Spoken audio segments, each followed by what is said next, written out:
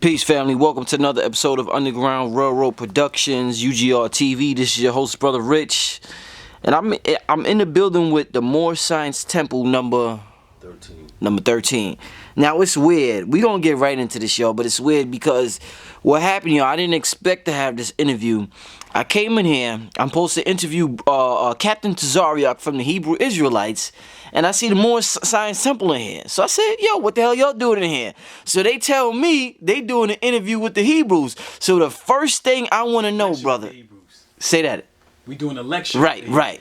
So what I want to know, and I want the people to know, is why would the Moorish Science Temple be doing a lecture with the Hebrew Israelites? What's the connection there, y'all? First and foremost, I just want to introduce myself. I'm Assistant Grand Sheikh Tunde Sadat Rael. Peace. And I'm Grand Sheikh K. Yusef Bey. I want to give praise to the Most High and give honor to all divine prophets, Jesus, Muhammad, Buddha, and Confucius. And give honor to the prophet, Noble Drew Ali in his last day and times. Peace. Islam to all the viewers out there. I want to give it Islam to everyone. We stand for love, truth, peace, freedom, and justice. Again, we give honors to the Most High, Father God Allah, all divine prophets, Jesus, Muhammad, Buddha, and Confucius, and the last prophet of these days and times, our illustrious prophet, Noble Drew Ali. And we are here today to give you some of the history and the connection between the Moors and the Hebrews. A lot of people don't really know about this history, and they want to separate the two entities, but there is definitely indeed a divine connection between the Moors and the Hebrews historically. A lot of people are not aware of, whether it be in the continent of Africa, whether it be here in the Americas, in Europe. We understand that the Moorish Empire, the Moorish nation had Hebrews within that particular movement. And today we're going to talk about some of the indigenous tribes who had a life that was synonymous with Hebrew culture, such as the Lenape, or otherwise known as the Lenabe. They spoke a language that was very similar to Hebrew. Some of the Cherokee or Kitiwa, they spoke a dialect very synonymous with Hebrew. They celebrate the Sabbath. They wore the Star of David. They had fringes on their clothing. And some of the Lenape who migrated over into the Americas during the 18th dynasty of, I believe it was one of the Kemetic pharaohs. They came over here with a version of the Bible called the Septuagint that was written in Greek.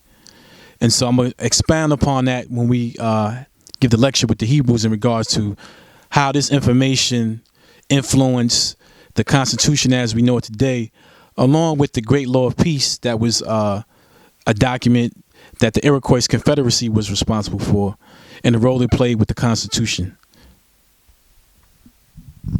Peace.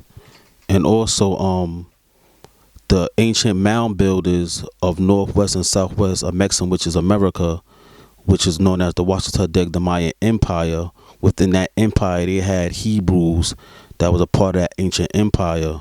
And also, if you read a book called The Star in the West by Elias Butterno, who was a president during the Continental Congress, he stated when he came in contact with these indigenous, woolly-headed, dark-skinned people, they wore the fringes, they kept the Shabbat, and they spoke Hebrew, which was a form of Algonquin. Even the name Mississippi is a Hebrew, derived from Hebrew, where that means the father Moses. So it definitely was an ancient Hebrew connection. And when you deal with the empire, the Moorish Empire extended from North Africa all the way across the Atlantic to the Americas. And within that empire in Africa, you had a group of Moors, a group of Israelites or Jews known as the Bifar, who was absorbed into the Moorish Empire and was recognized as Moors politically, because the term Moor is dealing with a political jurisdiction. So there were Hebrews who were part of that Moorish Empire. So it's very important to show the Hebrew connection. So, that's what we definitely here to do. And we as Moors, particularly our lineage and our temple, we acknowledge our Hebrew ancestry as being the ones who are descendant of Abraham and those who crossed over. So with that, I say peace. Also, we plan to expound upon, we're going to talk more about the fact that when we talk about the continents, You have something called the continental drift, or they call it the tectonic plates. All these continents were one landmass at one time that was called Turtle Island. Now in Philadelphia itself was named after a pharaoh named Ptolemy Philadelphus.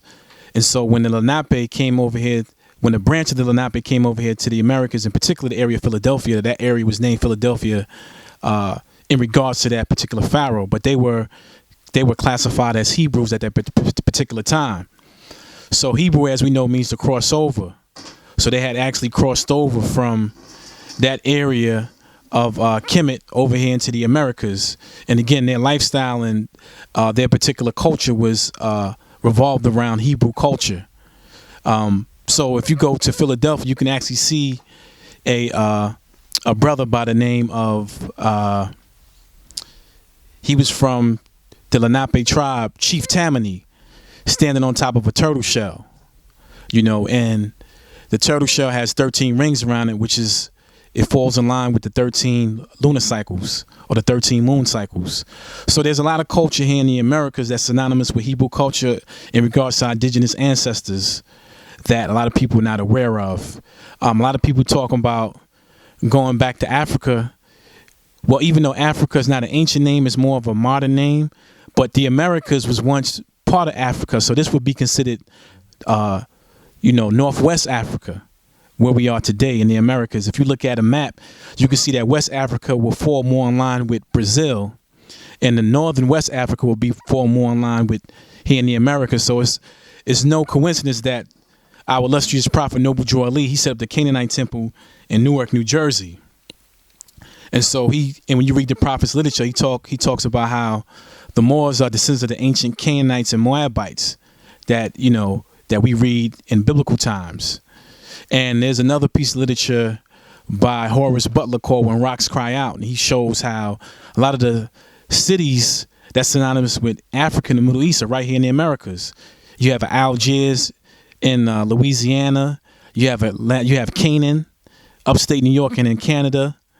You have a Memphis, just like you have a Memphis in ancient Kemet. You have a Memphis here, Memphis, Tennessee.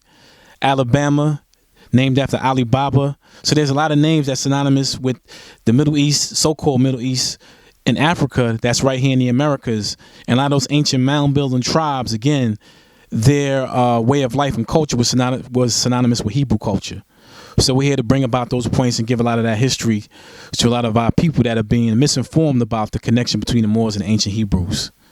Some of the Moors that even went into Spain were actually Hebrew. They weren't what you would consider to be Orthodox Islam. They were Hebrew. And whether you believe in the Prophet Muhammad or not, Prophet Muhammad was influenced by a particular group of Hebrews called the Essene, or, sometimes they call the El Nasara or the Ansars. And, they wore all white. They also had, it was part of their culture to have facial hair. They also, another part of Islamic culture, what you call wudu, which is the cleansing with water. That's something that the Essene people also did as well. The Ansars also did that. You can see that in a lot of Islamic culture. So Islamic culture was definitely influenced by a lot of the Hebrew culture, going back to the Essene people and the Ansars that dwelled along the Dead Sea. This is where you get a lot of information regarding the Dead Sea Scrolls and the priesthood of Melchizedek. So there's a lot of history here in the Americas that is really untold amongst our people, because one of the great Masonic secrets is our history here in the Americas prior to the European. Many Europeans who first came to the Americas, they were actually slave or Slavic people who were, I'm not talking about indentured servitude, they were slaves. They, were slaves from the time they were born to the time they passed on. So we want to really get that history out there, is that, our ancestors, we already here in the Americas, and, we're not foreigners here. This is our homeland. We're indigenous. We have indigenous bloodline to the Americas. With that, I'm going to pass it on to the Grand Sheik. Peace. And also, we got to know and understand is that they found ancient artifacts all throughout the Americas. Like they have what they call the Michigan Sabbath tablet, which was found in Michigan, that was written in a form of Hebrew, and also on the name that identifies with the Most High, the name it says Yahweh on there, and this was in Michigan. So they found, various artifacts. Also, the ancient Canaanites who were navigators who navigated to the Americas and things of that nature. They brought a form of what they call Canaanite script, which is a Hebrew script or Phoenician. And some historians agree that the Israelites is a subgroup of Canaanites, and that the Canaanites and the Israelites amalgamated so much that you cannot distinguish one from another. And also in ancient times, you had Canaanites who was a part of the Melchizedek priesthood, because Melchizedek was a priest amongst the Canaanites, or a Kohen amongst the Canaanites. So there was actually some Canaanites that worshiped the Most High, who we refer to as El Elyon, or the Most High. So it was definitely a connection between the two. And you also had, according to the Apocrypha, some biblical scholars believe that the Israelites had traveled from Assyria to what they call Azareth, which they refer to as the Americas. And when they came, they amalgamated with the Washita Degdamaya Moorish Empire. And also around the 6th century, 7th century, Muslims from Africa came along the Mississippi and amalgamated with the indigenous people there, and they traded the Islamic culture and adopted the Islamic culture. So in about 1866, during the Civil War, the chief of the Cherokee Nation was known as Ibn Wati. He had an Islamic name, and he described himself and identified himself as being a Muslim. And also Columbus, when he came to Haiti, or Hispaniola, he said that he saw mosques. He saw he had to have Arabic and Hebrew translators to speak to the people in Cuba, the chiefs or the sheiks there, and that he saw mosques, and that they wore Star Davids and they wore crescent moons, and they refrained from eating pork, and they had Islamic and Hebrew names. So it was definitely a big influence with the Moorish-Hebrew culture here in the Americas, here in Americas, as well as in North Africa and things of that nature. So the Israelites were definitely part of the empire, because the word empire in law just means jurisdiction. So you have what they call tribes, you have nations, you have kings, you have empires. So it was definitely a heavy influence. And also, as the brother stated, but Muhammad, the prophet, he was a part of a group called the Hanaf, or the Hanafi, which means the upright ones.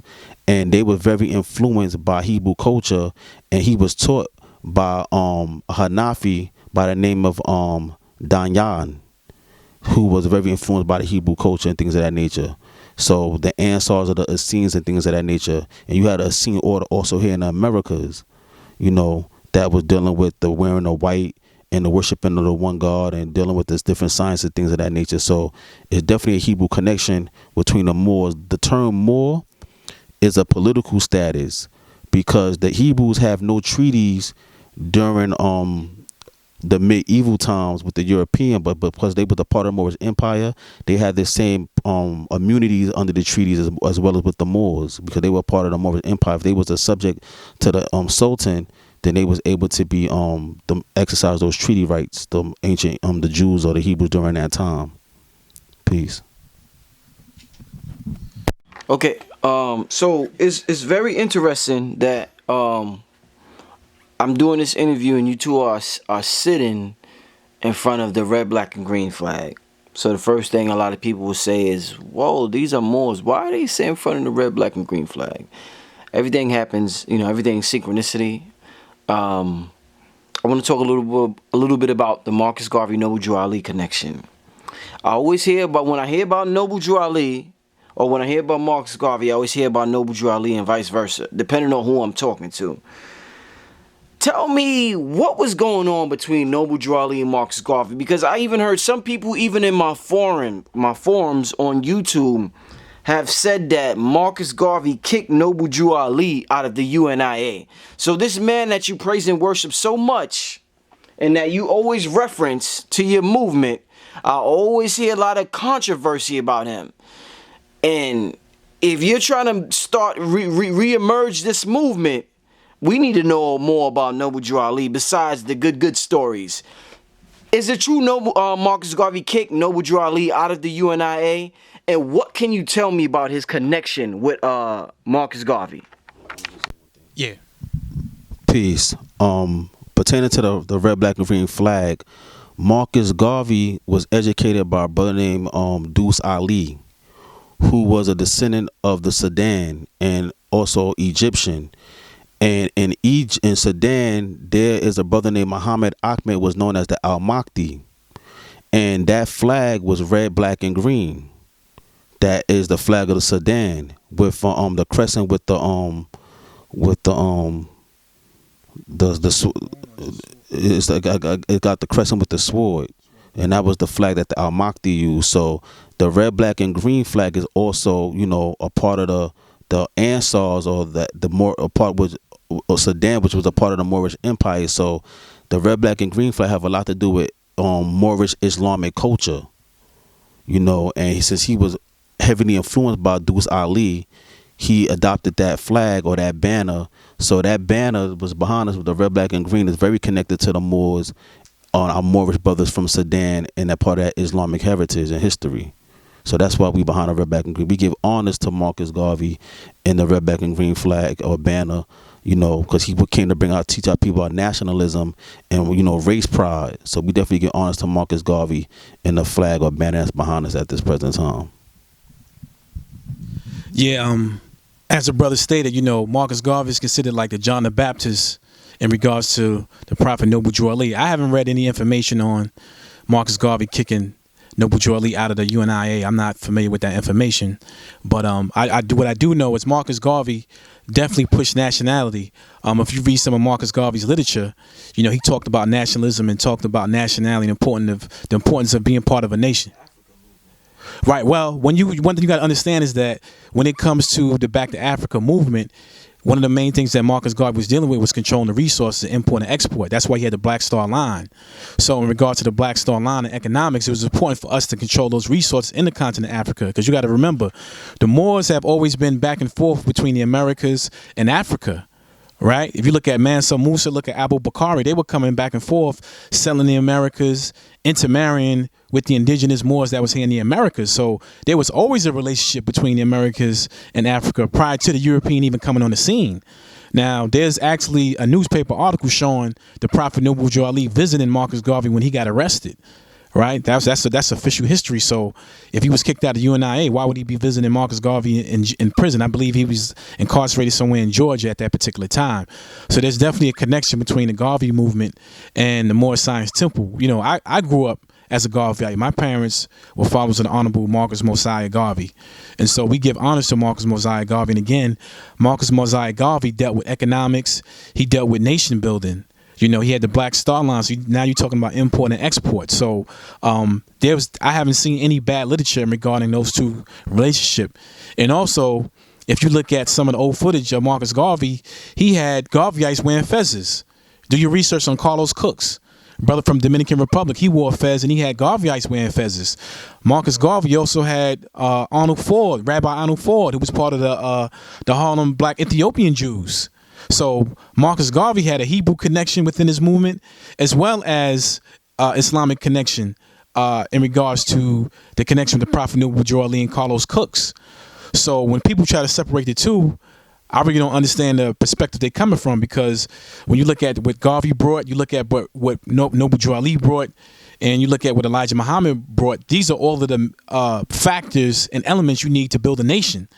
So when people talk about sovereignty, we're not sovereign in respect to us being subjugated by the corporation and private banks that run this country. But our goal is to be sovereign at some point, to be on our own, to have our own businesses, controlling our own economics, our own wealth, things of that nature. But Marcus Garvey was one of the first people in our history that started that particular type of institution of doing for self. Why is Garvey mentioned and Noble Drew not in the school books? Say that again? People, so with that being said, right. Why is I learned about Marcus Garvey in school. Right. I learned about him. Right. I learned about Elijah. I didn't learn about Noble Drew Ali until I learned about Noble Drew Ali on the streets of New York, 125th. Right. Why did I learn about Garvey and everybody else, but nobody in the school curriculum ever tells you about Noble Drew Ali? Why is that? Right. Well, in my opinion, that's one of the great Masonic secrets. I personally believe that a lot of the professors, the politicians, the lawyers, they take an oath to keep this information about our Moorish connection hidden from us. Remember, when you go into the public school institutions, pretty much they just want to teach you about slavery. They try to make it seem as though our history started as slaves, but remember, we was the slave owner. We had Europeans as slaves. So they didn't want you to know these things. You know, the Moorish Empire was a great empire. And so Noble Drew Ali was an individual who brought us our birthrights and nationality, as opposed to all of the political misnomers that we live by today. Negro, colored, spook, shine, and all these particular type of derogatory terms doesn't denote nationality. It denotes being property. And so Noble Drew Ali was one of the first individuals to bring about our national name, our free national name, and being part of the constitutional fold and being citizens of the U.S. Union Republic. So this information was very key. Remember, when Noble Drew Ali was in office, when Noble Drew Ali was alive in the blood and flesh, he put one of the first, quote unquote, African Americans to the House of Representatives at that particular time. He had numerous, say that again? Right, Oscar the Priest. And so he was in that political arena.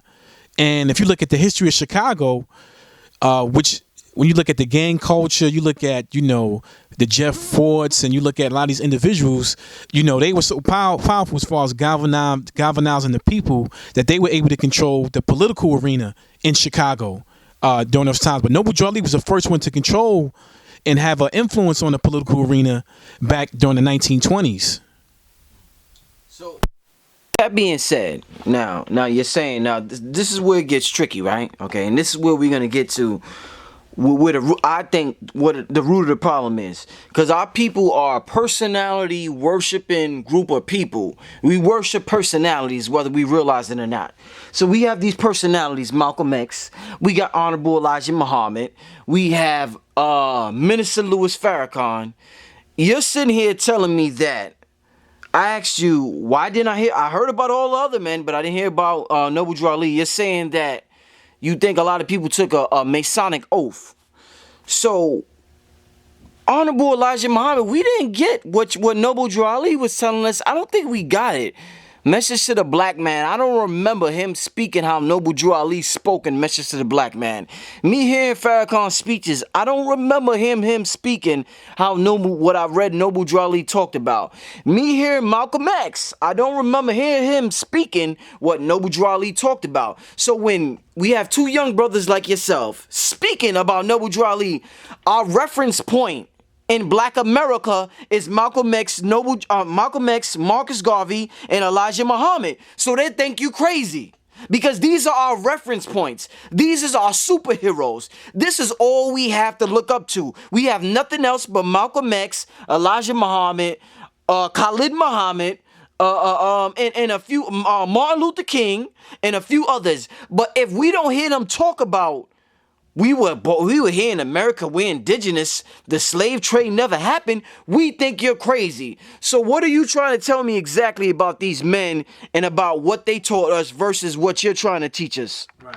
Well, you know, what we have to understand is that we had a lot of great people in our history, and we can't rely on the European public school institutions to teach us everything about our people. Men, not down public school. I'm talking about Malcolm and Elijah. Right. No, those are great men. Yeah. Yeah, peace. Elijah Muhammad did mention Noble Drew Ali in one of his literatures known as the Supreme Wisdom books. He mentions Noble Drew Ali in that particular literature. I actually grew up in the Nation of Islam, and you know, the Prophet Noble Drew Ali was not really mentioned in the Nation of Islam too much, but he's definitely a very important figure amongst our people.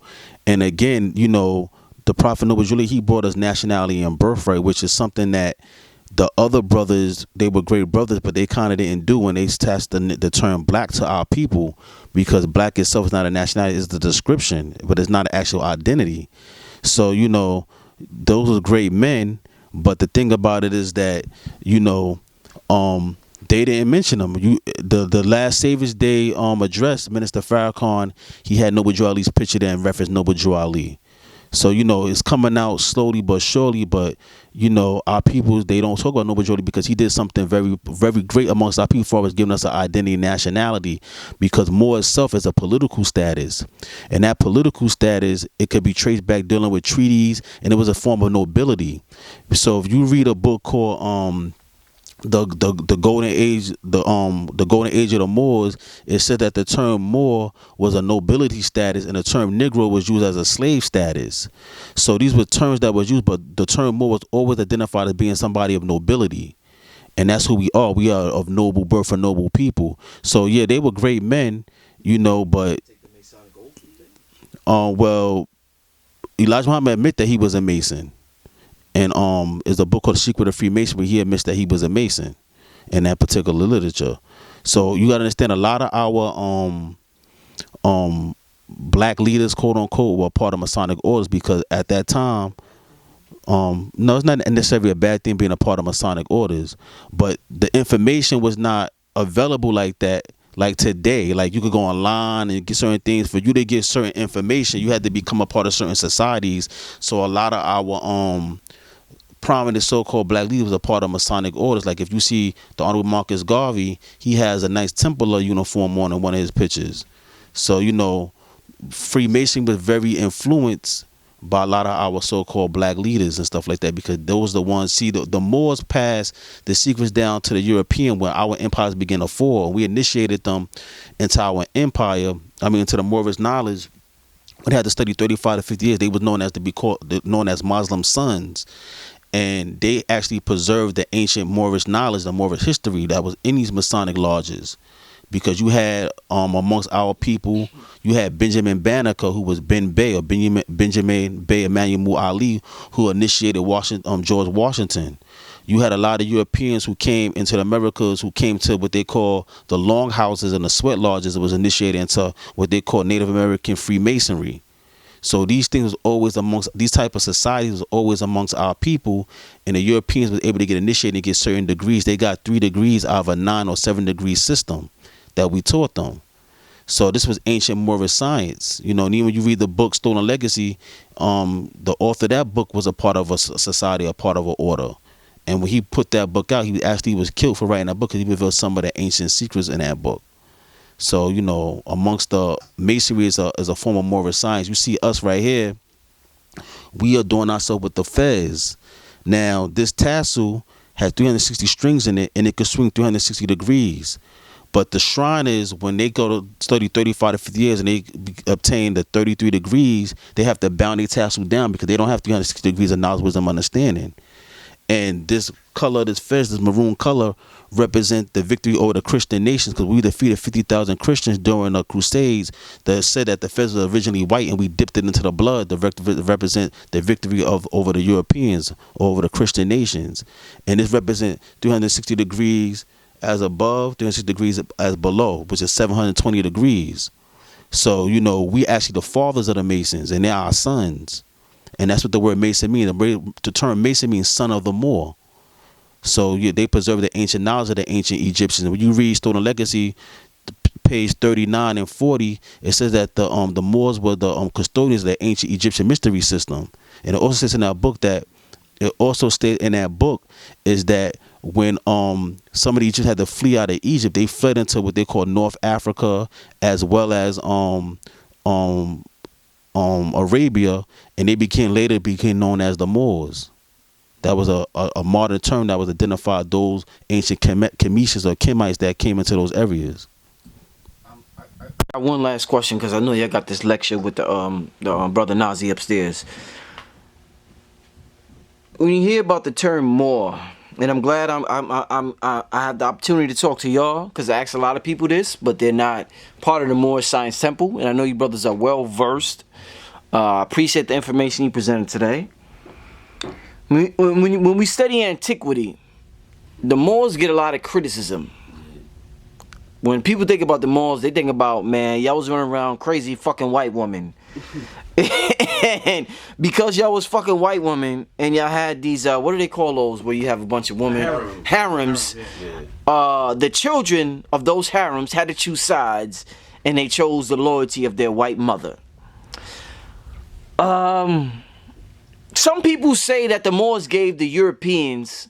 That people wonder how the fuck we fell to the Europeans, and I ask this question over and over. Some people say that the Moors, because of prophecy and spirituality, they knew they was gonna fall. And just like you said, the Moors became the custodians of the ancient Egyptian mystery system.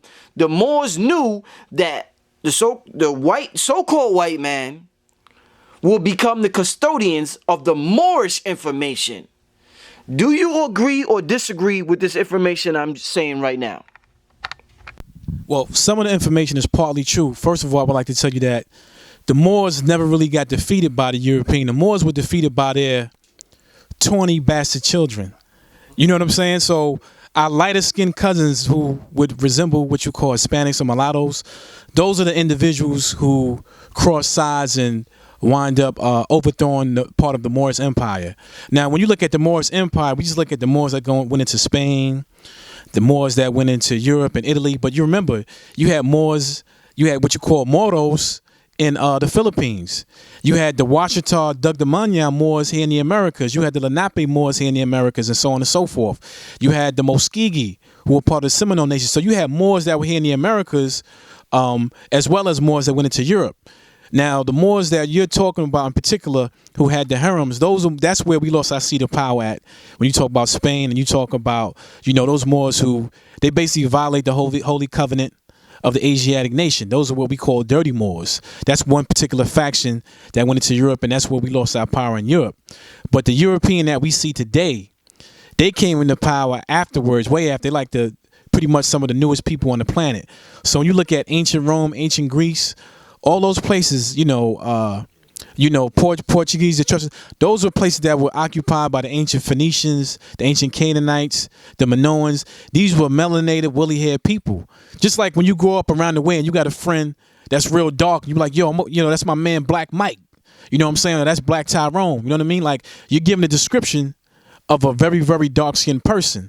But then at the same time, you may have some brown-skinned brothers or some more fair-skinned brothers. So there was a particular time when everybody on the planet was of olive hue or some type of copper brown hue or very dark brown hue. And the European had no power. They were what you call the servant or the slave or serfs. So they came into power way after the Moors fell here in the Americas. But initially, the Moors were defeated by their bastard children that came out of the harems of Europe, and a lot of those individuals they converted to what you call Catholicism. Some of those individuals, you can call them Moriscos, because they had converted to Christianity. That's why the prophet talks about, some of our people worshiping the gods of the pale-skinned nations of Europe. That was our downfall. And so, as a nation, as an empire, we fell. But that's why it's important to understand the prophet's literature, because the prophet gave us back our birthrights and our nationality to rise back up again. So when you see this Moorish Renaissance now, this is almost symbolic of what they say in Freemasonry, the Hiram Abiff, the legend of Hiram Abiff, where he was hit over the head, slashed across the throat, stabbed in the heart, and buried in a shallow grave. But then he was resurrected with the lion's paw grip and raised back to a living perpendicular. So that's the purpose of what the prophet brought us today. Yeah, peace. And to go into the ancient name of the term Moor, Moor is not an ancient name. And when Moors say that, it's causing a big misunderstanding, because when you read the prophet literature, he says that the ancient name for the Moroccans was the Moabites, and the modern name is Moorish. So Moorish is a modern term. The prophet states in his literature, he says, according to all divine records of human race, there is no Negro, black, colored race attached to human family, because all the inhabitants of Africa were and are of the human race, descendant of the ancient Canaanites nations from the land of Canaan. So the ancient term that would be identified with the Moors is Canaanites, Amorites, Israelites, Moabites. These were the ancient terms, but the term Moor was a political status to unite all these ancient tribes together. It's like, for instance, you go to Mexico, you may have the Incas, you may have various different tribes, but their political name is Mexican. to unite all those different tribes, in particular Mexico. So when the prophet said that we was Moorish Americans, that was a political status to unite all the ancient nations and ancient dark-skinned tribes under that one particular status here in America, which is Moorish American. So that's what, if you want to trace the ancient name back to our ancient people, the prophet give us the name of the ancient term, which is Moabite, Amorites, Canaanites, and etc. That's the ancient name. That was the last question, but I got one more question because you said that. I got permission from upstairs. So with that being said, you two are spiritual people. Noble Drew Ali was a spiritual man. Studied the spiritual systems. Study astrology. You understand what goes on in cosmos. You understand when energy hits this planet, there's a different thought paradigm. You're sitting here telling me that our ancient name was the Canaanites or the Moabites. From there, we come to America and we're taught from Noble Drew Ali, because of political movement, we should be consider ourselves Moors. Do you ever think now, not saying, considering that you're right about everything you said, you're right about 100% of the things you said, right?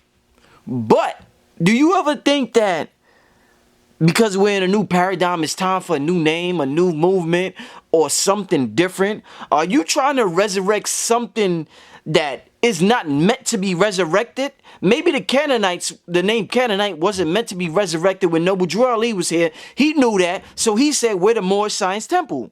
Now, is it your turn to say, you know what? It's time to resurrect a new name. This Moorish shit ain't gonna rock no more. We gotta come up with a new political movement, a new identity, because the people aren't gonna understand the Moorish Science Temple because of all the controversy attached to it. Do you ever think in those terms that, just like Noble Drew Ali decided, I'm not going to say Canaanites, I'm going to say Moorish Science Temple. Do you think that it's time for you to say it's time to rock with this black thing, or it's time to rock with something else besides the Moorish Science Temple? Yeah, peace. He didn't just come up with the term and just say, oh, we're going to become Moors. That was a modern name that was attached to the ancient people. The ancient people of North Africa, who was the descendant of the ancient Canaanites and so forth, was identified as Moors. The term Moor, again, is a political status, but it's something that is not something that was made up. It actually, it ties us back. It's like this: if somebody comes into your house and they take everything out your house and kick you out your house, and the last name you went under to the deed of that house was Wilson, and now somebody else is living there, and then your ancestors find out that this is your house, and you go there, but you're going under a name that don't attach you back to the owner of that house. How can you have proof that you actually own this house? The last term that so-called black people dominated and ruled the planet Earth under was Moor. And with that, we have treaties, we have ancient literature like the Wachita, the Lenape, the Moors in Spain that identified themselves as this term Moor. So if you want to reclaim your lost estate, you have to go under the name that you was last known after. After the term Moor, the term black, Negro, and color was attached to us, that took us from our nationality, and now we have no claims to anything on a planet Earth, because that's a slave brand that doesn't attach us to anything. So again, if you don't have the name that attach you to the estate, then you can't ever claim the inheritance. So if you don't know yourself, you don't know that your name was really Wilson when your grandfather owned that house, and you have the proof that that's who you are, then how can you claim the house? So the term Moor is the last term that we utilize to have any ownership or any type of allodial title over any type of land on this planet Earth. So we have to still attach ourselves back to that political status. And that's the purpose of using that term Moor as a political status, because that's the last thing that we went under before we fell, the last term. Now, collectively, amongst ourselves, we identified ourselves amongst various different tribes. Like if this brother was a Seminole, which is a modern, which was a bastardized term, but for understanding, he's a Seminole, I'm a Wachita. We identify ourselves through our tribal affiliation. But when we came in contact with the Pale-Skinned nations of Europe, we identified ourselves as being Moors politically to the Pale-Skinned nations of Europe, because it would cause too much confusion amongst the Europeans. You could read a book, it's by a brother named Leo Africanus, whose name was Muhammad El, And he wrote and he stated that we identified ourselves as Moors when we came amongst the Persian nations, but amongst ourselves we identified ourselves amongst our various different tribes. So that's why we have to still connect ourselves to our Moorish identity. Peace. Peace. And as a brother stated, if you look at the history of this country, you look at any of the cases as landmark cases in regards to our people obtaining freedom and showing that they have some type of human dignity and rights. A lot of those cases, individuals was acknowledging themselves as to be Moors. You could look at the Soon You Free Moors Act, that occurred in South Carolina. You could look at House Resolution 75 in Philadelphia. You could look at the William Dungy case, where there was a brother who they said that, he was a Negro, he was black, and Abraham Lincoln was his lawyer, and he actually won the case because they said that although he's of a dark complexion, he is not a Negro. He's not property. He is of Moorish descent.